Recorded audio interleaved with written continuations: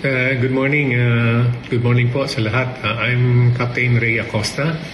I was a former Air Force pilot and commercial helicopter and fixed-wing pilot. Matagal po ako sa Air Force. I joined the 15th Strike Wing, my first unit po. Doon po ako nagtagal.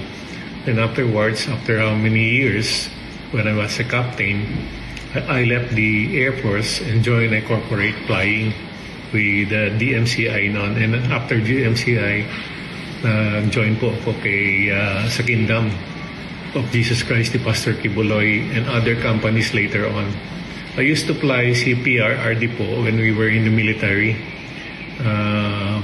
When I was assigned here sa Mindanao before, when we were young officers, when as an Air Force pilot, may time na mga disaster and relief operation, lumilipad po kami nila former President PRRD. Nandito po ako para magsalita tungkol sa mga sinabi ni former Senator Trillanes na ang helicopter daw ng Kingdom ay pagmamayari ni PRRD, pinangalan lang sa Kingdom of Jesus Christ. At saka si General Torre na hindi daw capable ang Kingdom to buy those mga ganitong mga pangangailangan. Hindi ko po nakita yung mga statement nila at wala na rin ako interesting na makita. But I could say na hindi po totoo yan. Regarding doon sa helicopter ni Pastor Kibuloy, ako po ang unang naging piloto nila ng Kingdom, and I know for sure that yung helicopter na yan ay pinaghirapan po ng mga members yan through blood, sweat, and tears. Hindi po ganun kadali bago nila nabili yan. Marami silang pinagdaanan at talagang pinag-ipunan nila yan. Parang bigay ng isang transportasyon para sa kanilang pastor. Hindi po ako member ng Kingdom of Jesus Christ, the Pastor Kibuloy, but I'm hired as a professional pilot. At mga iba pa dyan, ng mga lawyers at doctors at nurses siguro na nandoon pa. But directly involved lang po ako sa aviation. And I know for sure na talagang ang ownership ng helicopter na yan ay sa Kingdom. Bakit? Kasi po, pag ikaw po ang may-ari ng helicopter at alam mong ginagamit ng mga maraming tao yan, ikaw ay, you will go directly involved sa operation yan and maintenance yan, pati training ng mga pilots. You will make sure na talagang hindi magkakaroon ng problema yan.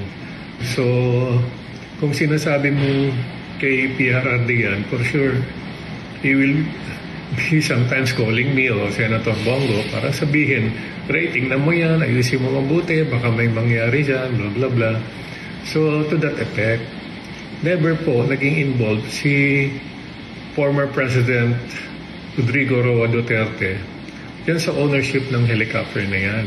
At ang Kingdom, I know, ang mga tao dyan, ang katulong ko sa pag-maintain niyang helicopter na yan. And they are so very proud of it when they bought it at na-maintain namin na maganda. So, meron pa rin, after me, umalis po ako sa Kingdom, may mga na-hire pa rin ng mga former Air Force pilot dyan na naging piloto dyan. At meron din isa, naging piloto nila, taga US Air Force, product ng US Air Force Academy, alam ko.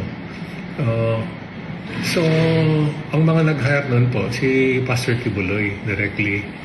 And kaya po ako nandito para magsalita. Para sabihin na hindi totoo yung mga sinabi ni Senator Trillanes, in fairness po sa mga taga-Kingdom. At I will know for sure kung sino may-ari niya. Ako po yung nagsasalita dito kasi grabe ang pinagdadaanan ng Davao sa administrasyong ito. Lalo na nung sinugod nila yung Kingdom of Jesus Christ na isang religious organization, marami po hindi natuwa. At hindi po maganda sa mata ng mga taga-Davao at Mindanao at ang buong Pilipinas. So, sana po dinaan na lang sa magandang usapan at inayos. Kung inayos na lang magandang usapan, Kung talagang may ibang hindi magandang purpose, talagang magkakagulo po talaga. At saka, yung helicopter na po yan, mas ginamit pa yan ni hinirap po pa rin yan ni mas marami pang beses na gamit yan ng ibang mga senator. At saka si Secretary Gibo, nagamit din yan. Kami lumipad noon, pinahiram ni Pastor Kibuloy. Kay Pastor po talaga yan sa Kingdom. Gamit po nila pang personal nila yan. Pamperi ng mga tao nila at pamperi ng mga gamit. At kung may mga bisita sila ng mga important na tao, parang bumisita doon sa prayer mountain nila. Nakita ko, kaya po ako nagsalita dito kasi nakita ko si Sister Nelly Lisada at saka si Attorney Torion doon sa SMNI. And I think, sabi ko, this is the time for me to talk about this, to give justice naman sa mga taga-Kingdom. And I do support yung people from the Kingdom of Jesus Christ.